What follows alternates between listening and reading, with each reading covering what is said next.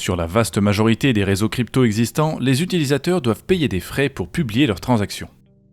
Entre la création du Bitcoin et aujourd'hui, une poignée de réseaux ont tenté de se passer des frais, comme Nano, mais ils n'ont pas eu le succès espéré et les réseaux plus traditionnels comme Ethereum dominent encore le marché. Dans la crypto comme partout ailleurs, ce n'est pas toujours la meilleure technologie qui finit par prendre le dessus. Le succès dépend aussi d'autres facteurs. La conséquence, c'est qu'en 2024, le paiement des frais fait encore partie du quotidien des amateurs de crypto.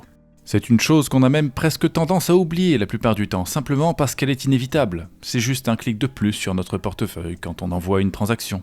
Mais si je vous disais qu'il existe une application qui vous permettra de réduire le montant des frais de transaction, voire même de les éliminer complètement dans certains cas. C'est précisément cet objectif que vise Zify, une application dont nous allons parler dans cette vidéo sponsorisée. Et pour mieux comprendre ce qu'elle vous offre exactement, on va jeter un œil sous le capot pendant quelques minutes. Pour faire simple, Zify sert à modifier la manière dont les transactions sont construites en remplaçant la partie de la transaction qui concerne le paiement du gaz par du code un peu plus sophistiqué. Sur une transaction classique, par exemple pour échanger des jetons sur une plateforme d'échange décentralisée, le portefeuille connecté télécharge les informations nécessaires depuis le site web qui sert d'interface. Lorsque l'utilisateur clique sur Swap, le site génère la première partie de la transaction qu'il envoie au portefeuille. On y trouve les identifiants des jetons à échanger, les montants que l'utilisateur a tapés, les préférences de l'utilisateur s'il y a des variations de prix au moment de l'échange, et puis tout le reste du code nécessaire pour publier une transaction permettant d'interagir avec cette plateforme.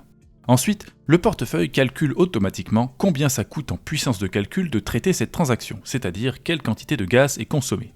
Et puis il demande à l'utilisateur combien il veut payer par unité de puissance de calcul, quel est le prix du gaz choisi. Une fois que l'utilisateur a fait son choix, le portefeuille écrit un petit bout de code qui indique quelles seront les modalités de paiement des frais.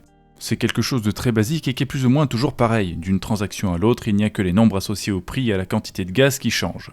Et puis, la transaction dans son ensemble est encodée par le portefeuille et envoyée vers un ERPC pour finir sur la même pool du réseau en attendant d'être validée et inscrite dans un bloc. Le problème de cette méthode, c'est que les portefeuilles ne peuvent pas faire tout ce qu'ils veulent, puis ne sont pas omnipotents de toute façon. Ils sont programmés pour respecter les règles du réseau. Et les règles du réseau dictent presque toujours que le gaz peut être payé uniquement avec la monnaie du réseau. Sur Ethereum, c'est l'Ether, sur Solana, le Sol, etc. Alors pour faire les choses différemment, l'application Zify va venir s'interposer au milieu de ce processus. Au lieu de laisser le portefeuille décider tout seul de comment le gaz va être payé et de toujours sortir ce même petit bout de code très simple, l'application Zify intervient. Lorsqu'elle a été préalablement intégrée au site web, si l'utilisateur clique sur envoyer une transaction, le site web va envoyer une requête à l'application Zify. Ensuite, Zify répond à la requête et le site envoie au portefeuille un paquet contenant à la fois les instructions nécessaires pour interagir avec son application et les instructions pour payer le gaz avec Zify. Le portefeuille signe l'ensemble et ça repart vers Zify qui s'occupe de publier la transaction et de payer les frais de la manière qui est indiquée. Le code produit par Zify est un peu plus complexe que celui émanant du portefeuille et il permet un paquet de choses qui sont impossibles autrement. Par exemple, l'utilisateur peut payer son gaz avec un autre jeton alors que le réseau n'a jamais prévu cette possibilité.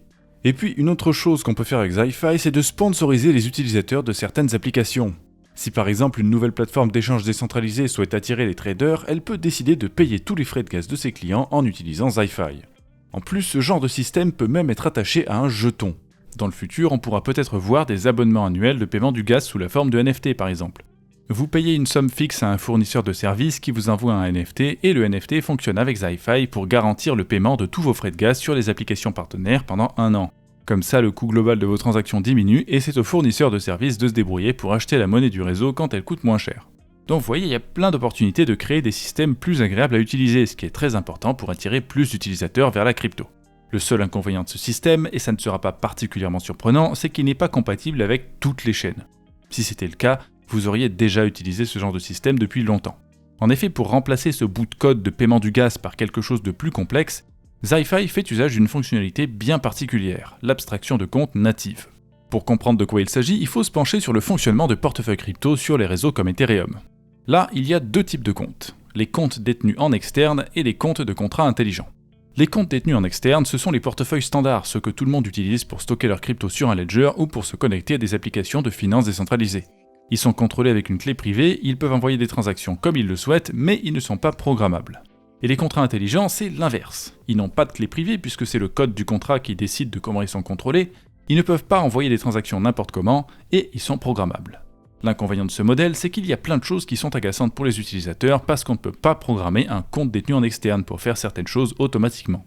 Par exemple, dans les jeux vidéo, c'est particulièrement énervant de valider une transaction toutes les 30 secondes, et c'est quelque chose qu'on peut éviter en programmant le compte pour émettre automatiquement les transactions requises par le jeu. Donc il y a des gens qui ont réfléchi à une solution, et l'abstraction de compte est née. Avec elle, il est possible de programmer les portefeuilles des utilisateurs pour qu'ils fassent plus de choses et que les sources de friction disparaissent. Mais pour que tout le potentiel de l'abstraction de compte soit concrétisé, il faut que ça soit directement intégré au réseau. Malheureusement, aujourd'hui, il n'y a que très peu de réseaux qui l'ont fait. C'est notamment le cas de Starknet, zkSync et toutes les chaînes qui ont choisi d'utiliser la technologie zkSync.